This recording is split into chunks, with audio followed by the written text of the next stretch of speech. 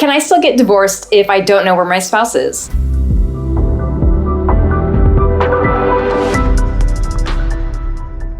So let's say that you're divorced in your head, but you're not divorced on paper. You and your spouse are still legally married, but you haven't seen them in quite some time. So in Texas, there's no legal separation, but some parties find themselves having been living apart for quite some time and never went through with the divorce, whether it's financial reasons or just never got around to it. One thing led to another, and you have no idea where your spouse is and you've lost contact with them. What do? Well, you can still get divorced. Now, it is a little bit of a different process. So in Texas, after you file for divorce, you have to give notice to the other party through service of process. Typically, that means that you're going to get a constable or a process server to serve the other party. But if you don't know where the other party lives, how do you do that? One way to do that is what's called citation by publication. What we do is we notify the court that after a diligent search of notifying or trying to find the other party, we still haven't located them. The court is going to sign an order for citation by publication. What that means is that the clerk's office is going to notify newspapers and put in the citation in the newspaper. The newspaper will run that citation. Your spouse will have 20 days to then respond. Now, after the 20 days has elapsed, more times than not, a person will not have responded to the citation because who reads the newspaper? So after the 20 days has elapsed, you're going to ask the court to appoint what's called an ad litem, an attorney ad litem. And what that person is going to do, the attorney, is they are going to attempt to find that person more in depth. That means that they're going to search Facebook, social media,